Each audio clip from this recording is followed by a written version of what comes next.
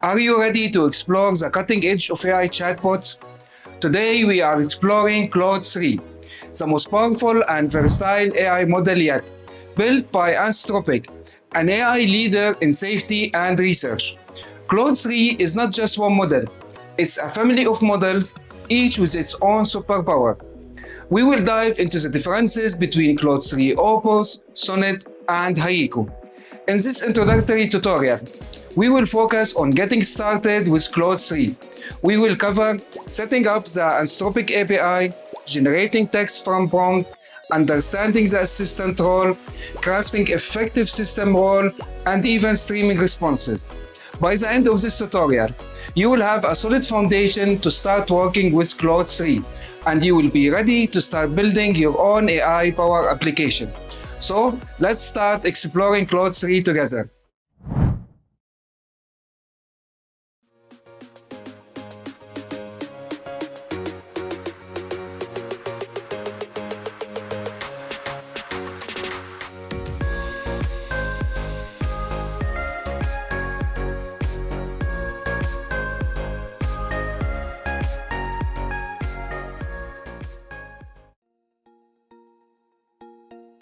Welcome back, everyone. Claude 3 model is a direct competitor to OpenAI ChatGPT and Google Gemini. It surpasses GPT-4 and Gemini 1.5 Pro. With Claude 3 model, we can build practical generative solutions on a robust platform like Amazon AWS Bedrock, Google Vertex AI, and other enterprise-graded platforms. Now you might be wondering, what makes Claude 3 so special? Well, it is not just one model, it's a whole family. We have Claude 3 Opus, the most powerful model that can handle the most challenging tasks with ease. Then we have Claude 3 Sonnet, the perfect balance between intelligence and speed. It's a great choice for enterprise workload and AI scale deployment. And for those who are looking for lightning-fast responses and on budget, we have Haiku. It's incredibly efficient and highly affordable. It's even less expensive than GPT 3.5 Turbo.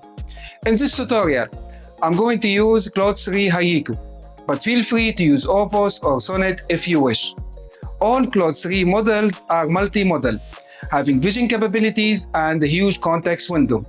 Now let us get started by setting up the Anthropic API, installing the Anthropic library, and start building applications using Haiku.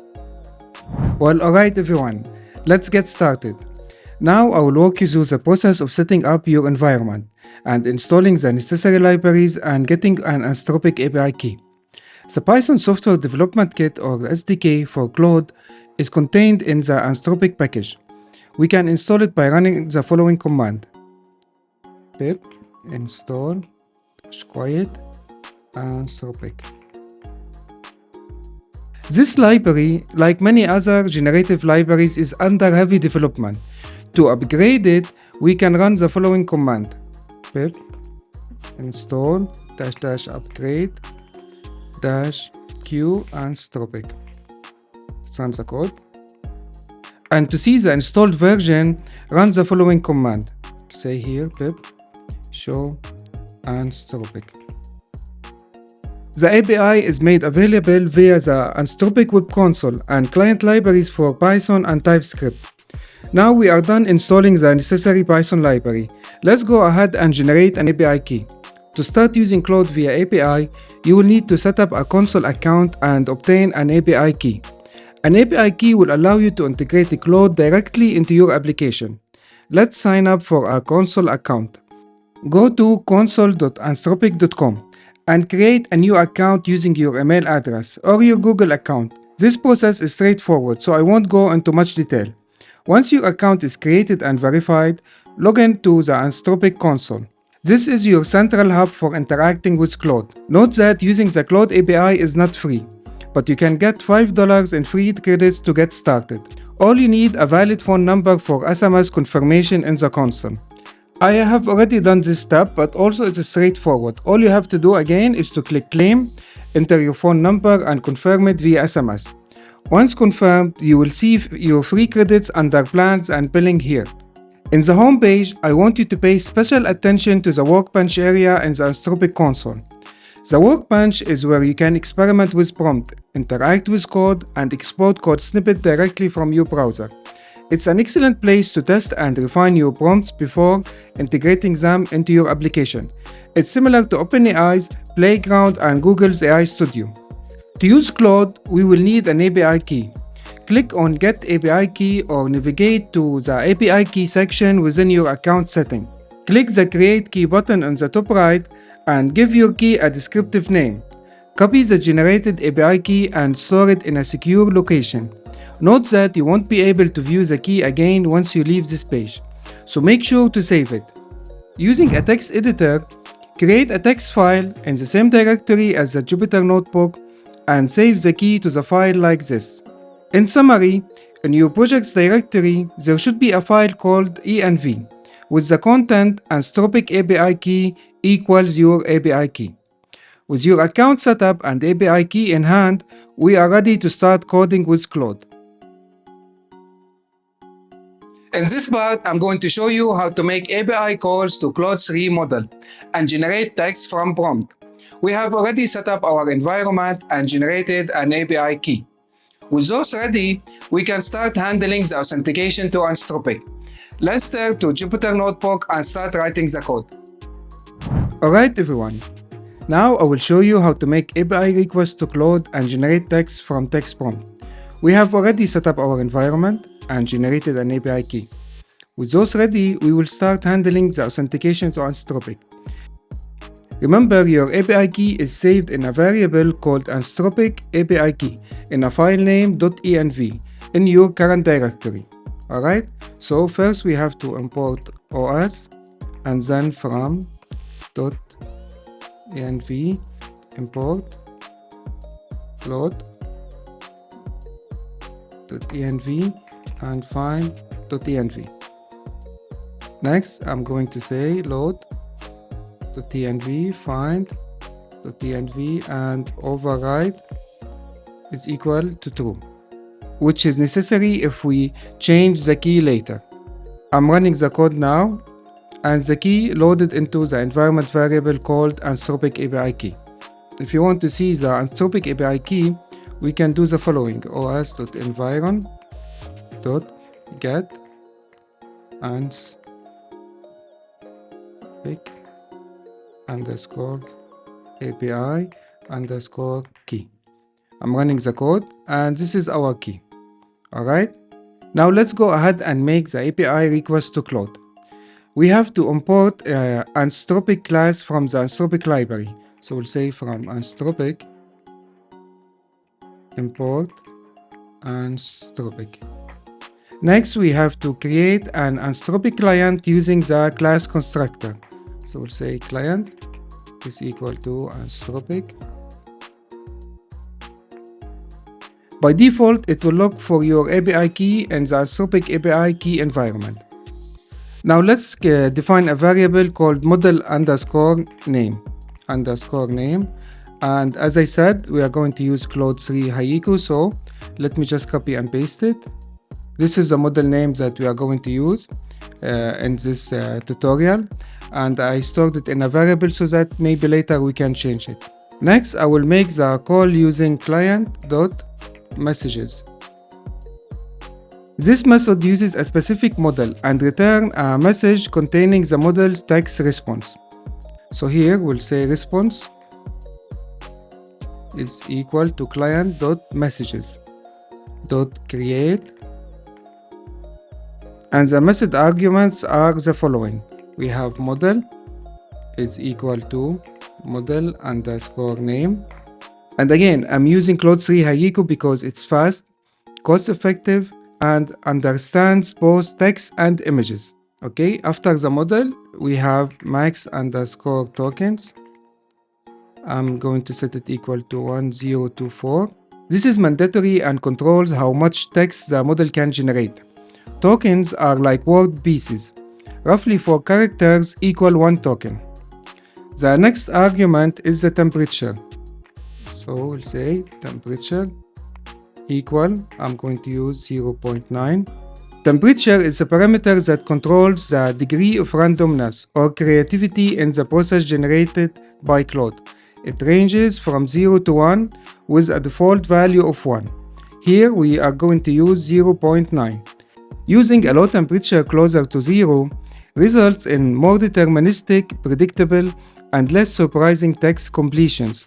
And using a high temperature closer to 1 introduces more randomness and creativity in the responses. The next argument is messages. Messages equal. Messages is where we build the conversation. It's a list of dictionaries. Each dictionary has a role, user, or assistant, and the actual content of the message. In this example, we will use one dictionary. The role will be user and its content. The content contains the actual content of the message. Alright, so we'll say here the following. As I said, one dictionary. We will have role is user and content. What are the ethical implications of AI becoming more powerful? And finally, let's print the response. So we'll say here print response dot content dict0 dot text. Alright, let me scroll up a little bit and let's run the code cell. And we get the result back from Claude 3. The ethical implication of AI becoming more powerful. And alright guys, that's how you generate text from prompt. The assistant role represents the AI model. Messages designated with the assistant role are understood by Claude as its own responses within the conversation. You would normally use the assistant role to teach by example and to control the direction by seeing the previous assistant messages. The model will learn the tone, the style, and the type of information it should provide. Let's see how. Alright, let's now implement the assistant role. I want to copy first the previous example. Copy paste it here, and I'm going to change the prompt in the content here. I will just change it to be write a poem about the sun. Alright, let's run the code. And we get the poem about the sun. Now I will use the assistant role to teach it by example. I want it to respond with a Haiku poem. Haiku, which is the name of this model, is a Japanese form of poetry consisting of 3 lines, typically focused on nature, characterized by simplicity yet depth.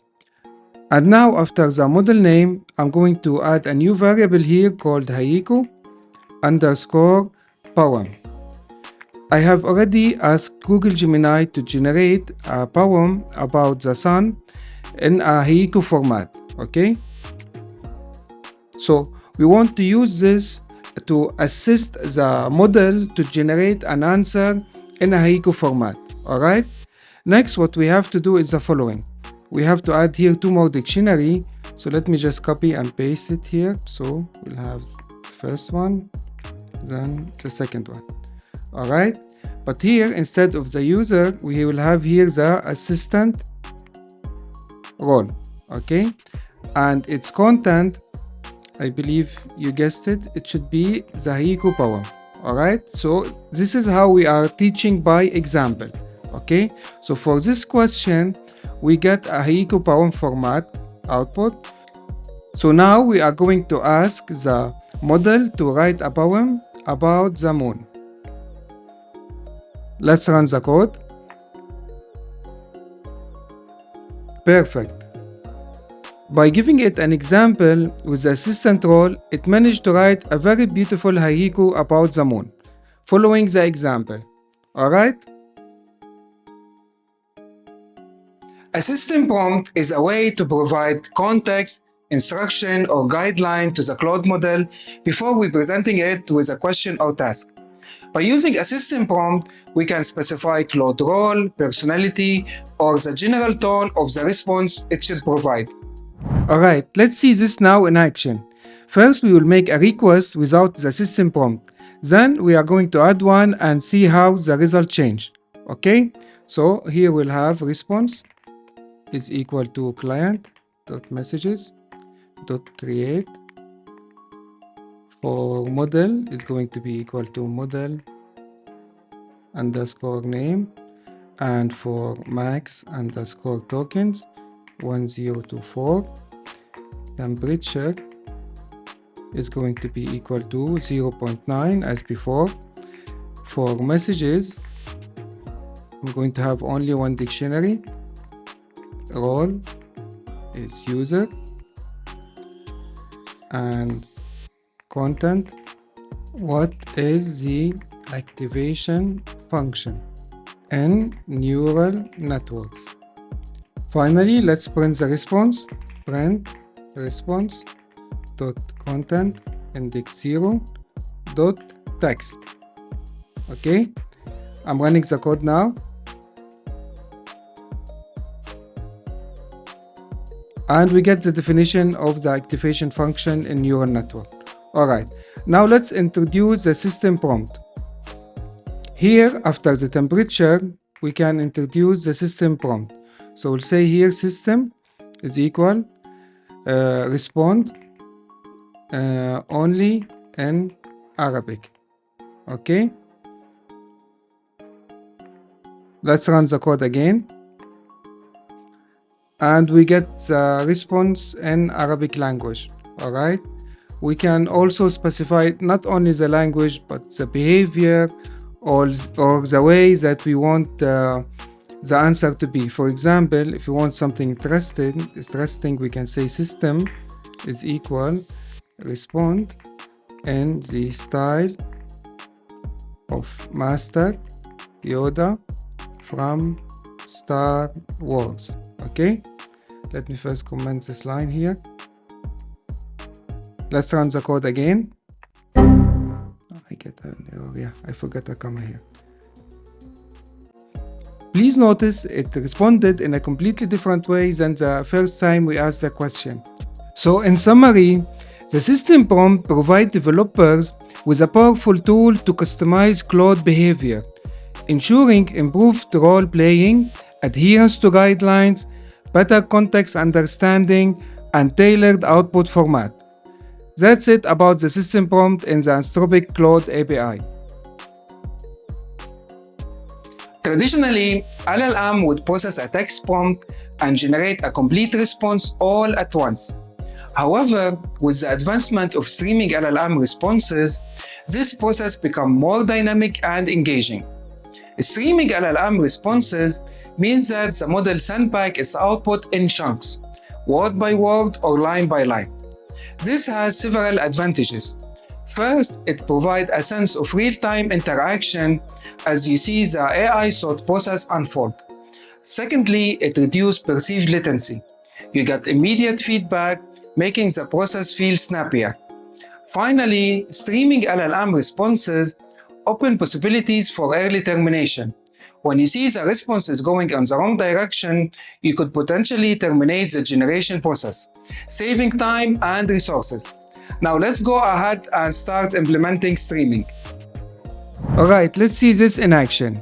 Let's go ahead and see how to implement streaming. Okay, so we'll say with client.messages.stream model is equal to model underscore name, max underscore tokens, we put 1024, then messages is equal messages is equal to array role user and content, write an article about the future of AI. Okay, and here I'm going to say as stream. Okay, this line is very crucial because we are telling Claude that we want each response in the stream in small chunks rather than one big block of text. Okay, next I will create a for loop to keep grabbing pieces of text as code generates the response. Alright, so here we'll say for text and stream dot text underscore stream. Okay, print text and equal empty string. I'll explain this now. Flush equal to true. Alright. Normally, prints add a new line character \n after the text, which creates a new line on the screen. By setting the end to empty string, we tell print to not add anything after the text. This ensures that each received chunks appears directly next to the previous one, building the response piece by piece. And flush equal true is another important argument. By default, Python buffer output before displaying it on the screen. This means that multiple print statements might be grouped together before being shown. Setting flush equals true forces the output to be displayed immediately after each print call. This is very crucial for streaming, as we want each chunk to appear instantly, creating the real-time effect. Alright, let's run the code and make sure everything is working fine. And it's streaming. Alright guys, that's how you implement streaming in Claude 3. And that's a wrap on our Claude 3 introduction. You've got now the basic to start experimenting with this powerful AI model. But stay tuned, because in the next video, we will dive into Claude 3's amazing multimodal capabilities. We will explore how to use images, chart, and even handwriting as inputs, unlocking a whole new world of AI possibilities. So, hit the subscribe button and the notification bell, and I will see you in the next one.